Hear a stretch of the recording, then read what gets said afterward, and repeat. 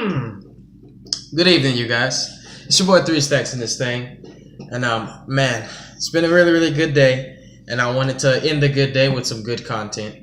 Now there was a few people that said, "Dude, can you show us a duel with this deck?" I got you guys on that. I do. I've just been kind of procrastinating on it. I'll be honest with you.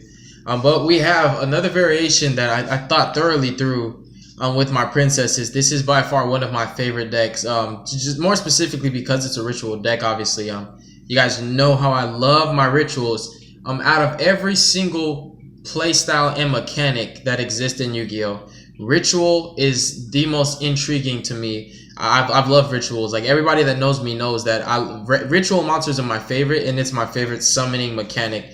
There's no better monsters in my personal opinion. This is not a fact. That are better than ritual monsters. Ritual monsters are just amazing. They're really fun, and it's always so challenging to build a consistent ritual deck because rituals require the spell, they require the ritual monster itself, and they require the actual monster's attribute. So you need a setup of 3 different, categories of cards. Whereas fusion is just like the fusion spell, the outlets. Synchro, tuner, non-tuner. XYZ, just 2 of any of the same rank. Same level. Links is just like, any random requirement. Some just say literally just 2 earth monsters. Very simple. Pendulum, scale, summon. Consider every mechanic that's not ritual. Isn't it much more simple and a lot easier to perform? Ritual decks are always the hardest to play and the hardest to build. And I love challenging myself. I love Yu-Gi-Oh because it just reminds me a lot of chess being a strategic game. Allowing you to basically outmaneuver your opponent. And, it just basically lets you flex your mental capacity, which is something that I really just find amazing about the game itself. And that's why I love ritual decks, because ritual decks intrigue me so much. And it's never easy. So, again, I like to challenge myself. And I also pride myself in being one of the best ritual builders, in the game of Yu-Gi-Oh! And that's just an opinion. It's not a fact. But I do believe that, I am one of the best builders when it comes out to ritual decks because I played them, for 16 years. And I just love them. They're my favorite. But without further ado, we're going to hop right into this. Now, similar to my Elder Perfections, I've done variations of Prediction Princesses. This is actually variation number 22. I've done 22 builds on Prediction Princesses, which is amazing. I figured out 22 different ways to play the deck. And this is number 22. It's really interesting. So this build is actually a lot more centered and focused on bringing out Prediction Princess Tarotrei. So the deck has a bit more focus on her, whereas a lot of my variations in the past were actually more focused on the Shaddolls than anything else. The Shaddolls are amazing, they really are. Let me check my camera out. There we go. So the Shaddolls, they are amazing. I love them so much, and for the longest, I've always had each one of my variations very centered and focused on the Shaddolls, the fusions, and just Shaddoll effects in general. What I decided to do is make this more of a Tarotrei turbo. So obviously we're playing 3 Terotreis, the steroids for flip effects. In tandem with that, we're playing 2 copies of the Pot of Forbidden. This guy's your ban list effects, all the good ban list effects that you can think of in one card. I love him. He has 4 effects. You can use any one of them. You can use one of them and only once, and it's not like a once each. You can use one of these effects and only once that turn. So when you flip him face up, you just basically have to think to yourself, which one do I want this time? And now that's how it works. This guy is really amazing. And the other extremely powerful thing about this deck is how it abuses Pot of the Forbidden like no other deck. There is no other deck that can abuse this card like Tarotrei in her own deck can. Just being able to utilize him multiple times, reviving him from the graveyard, flipping him to nuke your opponent's field, to draw 2 cards, to bounce all spells and traps, to look at your opponent's entire hand, every 6 cards, all 6 of them, and pick whichever one you don't like and say, put it back in your deck, please. Thank you. I really love this guy so much, and he enables me to rank 9 spam, which is really cool. I just love the interactions you get with Tarotrei and Pot of the Forbidden. They're like attacker and defender. They're the best monsters in the main deck. And because of them, a lot of the games I played with this deck, I've never really had to go into my extra deck, which is something I find really broken about this deck. In tandem with that, we're playing 3 copies of Handy Manny. Now, Handy Manny has a great interaction in this deck. In addition to being a fairy, he's also a light, which we'll get into that a little later. And his effect triggers when he's normal or flip summon, and it's not actually once per turn. So what you can actually do is normal summon him, use his effect to search, And when you bring out your Tarotrei, you can use her to flip him back face down. And either your opponent runs into him or you flip him face up yourself on your opponent's turn using Tarotrei, and you'll get maximum value out of that one card. Similar to my Prediction Princess Spellbook, profile where I use Blue Boy, the Spellbook Magician, normal him, search a spellbook like Secrets or Knowledge, and then put him back face down using Tarotrei to maximize on that value for that individual card, which is very, very amazing. How you can abuse Handy Manny in this deck. You actually abuse him more in this deck than you do in my Herald of Perfection deck because of Tarotrei. She is the center and key focus of this deck because having her out makes everything a lot easier to do. She just makes it a lot easier to play this deck. That's why I decided to make this build a lot more focused on turboing her out. So in tandem with the 3 copies of Handy Manny, we also have 3 copies of Celebi. Thank you. Oh, dude, I feel so bad that I don't know your name, but somebody told me the name of that Pokemon that I was trying to figure out who the heck is that Pokemon, dude. And somebody told me it's Celebi. I nicknamed her Celebi. She's really, really cute, and her dress is made out of leaves. I like it. She's really cool. She searches out pretty much anything in your deck except for Handy Manny and Tarotrei herself. All of your other monsters are actually just flip effects, which is amazing. So she's basically like your Shaddols, aka you can say that. The deck has quite a few normal summons, but every single normal summon in the deck is worth the value, and it's also a ritual / fusion deck. The deck can, ritual, it can fuse, it can synchro, it can XYZ, and it also can link summon, which is something that is really, really interesting. In fact, I have my Mrs. Radiant right here, and this is something that you can actually make in the deck because, bless you, baby. Bless you, baby. Because you play, a fair amount of Earths. But I choose not to play Links because I just kind of wanted this deck to stay in its purest form. And I like it better without Links because it's more of a mental challenge. It's like, dude, I can only make one fusion. Which one suits the situation best? So we have 3 copies of Celebi, which searches also your instant Pot of the Forbidden and just gets your fusion targets for your Shaddoll plays. She's such a powerful card. 3 copies of Koi Norma. This chick is so cute. I really just want to nickname her something other than Koi Fish because I kind of feel like that's corny. And her name's Koi Norma, so I don't know. I want a better nickname for her, but she's so cute. Look at that little cutie. When you flip her, you can actually bring out any flip effect monster that's level 3 or higher, including herself, which I tend to do a lot just to cock block OTKs. Like if they're trying to, OTK the crap out of me. Now, obviously, if it's dinos, it's a different story. They have a bit more of an advantage against her, but against almost every other deck, when they're trying to go for that game push, they attack her and have to attack into all the other copies of her. And that's just one way that you can utilize her. Other ways is just to flip her face up and immediately special summon Pot of the Forbidden directly from your deck. Or if you happen to have one in your hand, you can special that from your hand because she specials from deck or hand. It could be pretty much any flip effect monster except for Shaddoll Falco himself because, he's a level 2. But she's amazing. She gets you to what you need, and she has great interactions with Tarotrei herself. Moving forward to the Shaddolls, we play 2 copies of Shaddoll Beast. I've had to cut a few cards back down because we've added in quite a few. The main deck has actually been through a major modification.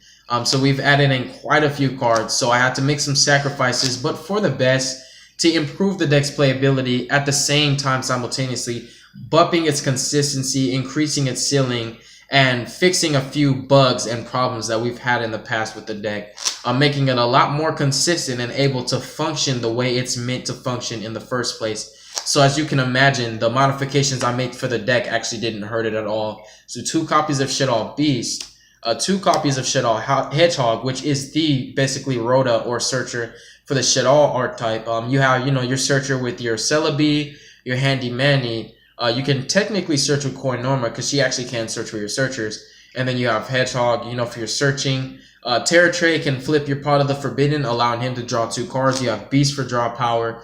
Falco revives your draw power or your searchers, putting them face down and letting you maximize on their value. The deck has tons of searches. We'll move forward even into more searching and more draw power when we get to the spells. But 2 Hedgehog. Also in tandem with that, we play 2 copies of Shaddoll Falco, which is actually basically the monster reborn of the deck. Not really in a sense, because she doesn't bring back everything. It's a man. He doesn't bring back everything, but he does revive all of your Shaddols, which is amazing. And you want to revive him with Tarotrei because he's your tuner also. He's the only way that you can synchro summon. And we do play quite a few synchros in the extra deck just because we can. 1 copy of Shaddoll Squamata. This is a card that you definitely want to play at a higher ratio. But I felt that because you decked in so much with the Shaddolls and you burn through targets, in this particular build, because I'm not playing as many Shaddolls as I normally do, he just wasn't going to get the maximum value that I could. But I do like to capitalize on his effect, which is why I feel like Squamata is just probably the best Shaddoll, because he becomes any Shaddoll. He's like, you know, your deck thinner. And 1 copy of Dragon to actually sum up the monster count itself. Now, you guys, we went through a lot of changes with this deck, I do admit. It's been through a lot. Similar to my Herald of Perfection, but nowhere near on par or even close to its capabilities. The deck has been through quite a bit of changes, and I'm always looking to make it better because I love this deck. I don't know why, it just has a special place in my heart. And I love all my ritual decks, but this one and my Herald of Perfection in particular, there's something about them that I really, really love. And I'm trying to wrap my finger around it, but I can't really give you guys a specific reason. 3 copies of Las Vegas. In tandem with that, we're playing 2 copies of Optimus Prime. And this is the newest addition to the deck. And what I wanted to do is basically go all gas and no brakes. I mean, if you guys get what I'm saying, I just wanted to make the deck a lot faster and a lot more potent and produce much, much more capable boards.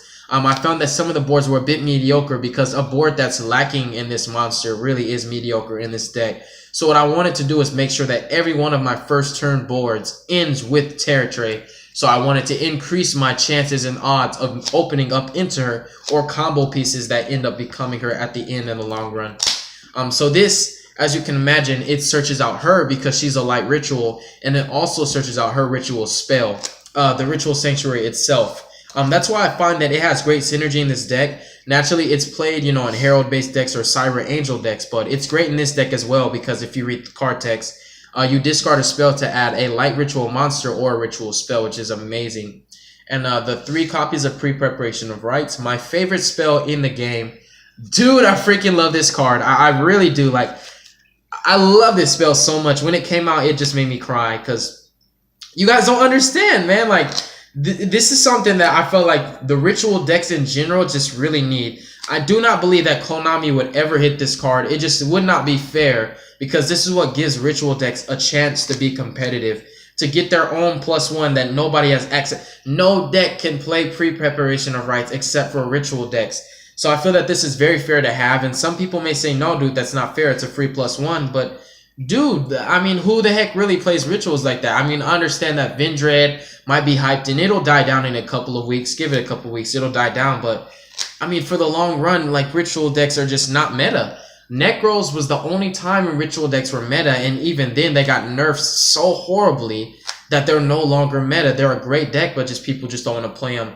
I just really, really love this spell, and I believe firmly that Konami is not going to hit this spell, and that if you can make a deck that can play pre-prep, just do it, because this spell is awesome, and it makes any deck a lot better that you can play it in.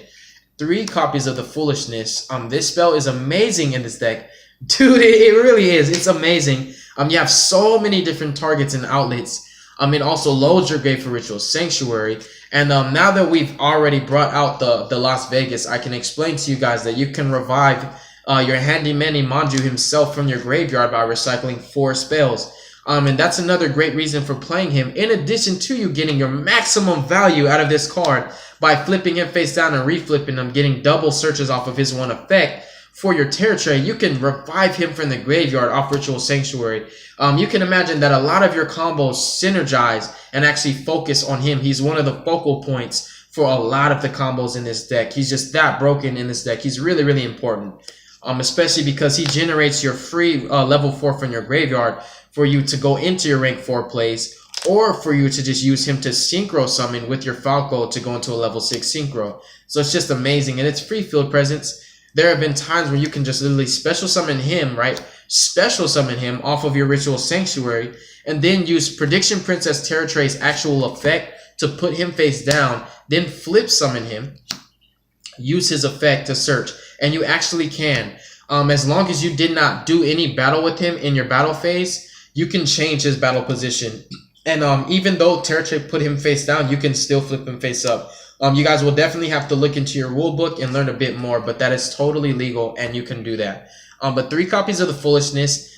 You can dump your prediction ritual. You can get a search, not now but later. You dump foolish burial goods, your Metalfoes fusion. It becomes an upstart play.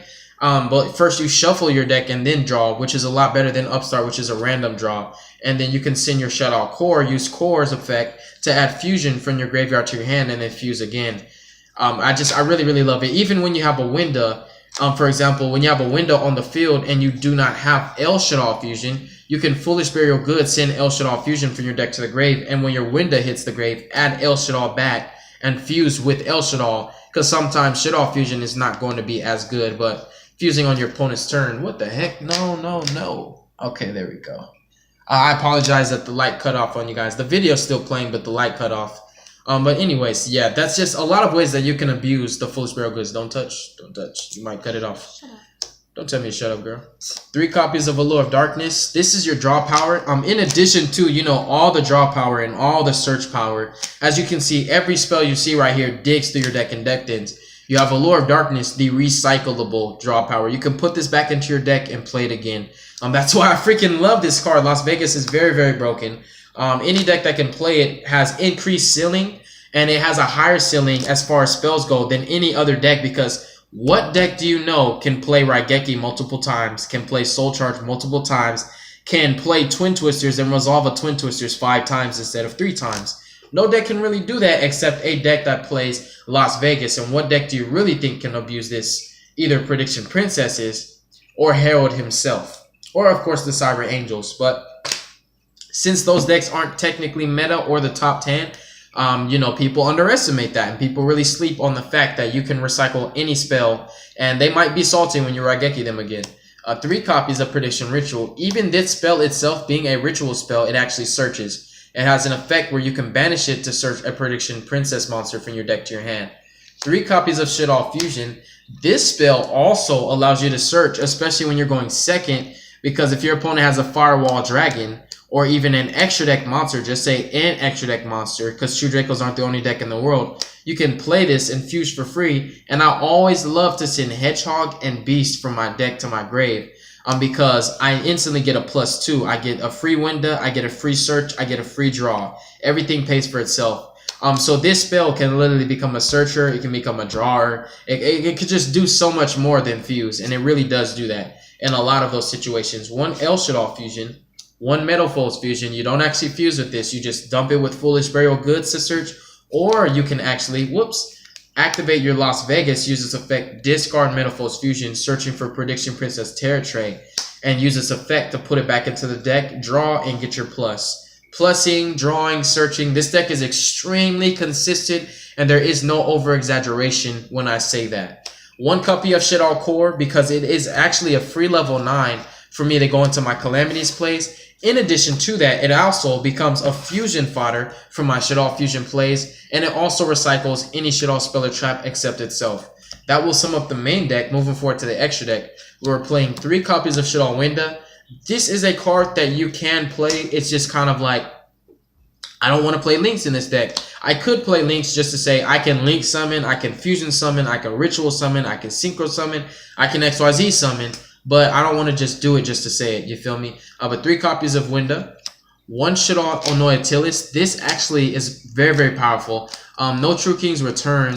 None of the Goki rematch. There's a couple new support cards for Gokis that special summon from grave. And World Chalices. World Chalices have a few staples that actually special from grave. I'm just throwing out some examples, on how she can actually lock your opponent down. But the main thing that I use her for is a level 9 to go into rank 9 plays to make my Calamities, which this deck is more focused on, you know, making Calamities than the fusions. The main extra deck monster I go for is Calamities in this deck. 1 Shikinaga because she's broken, and 1 Wendigo. I don't really want to say that. I sound like an idiot saying because she's broken. Shikinaga is a very powerful fusion. When you're going second and your opponent has a Firewall Dragon, this is your lifesaver. You can activate Shaddoll Fusion, dump your Earth and your Shaddoll monster, and you want to dump Hedgehog because Hedgehog searches for Shaddoll monster. And then if your opponent tries to Firewall Dragon you you can respond with Shikinaga, negate the effect of Firewall Dragon, destroy him, and still bring out your other monsters and overwhelm your opponent.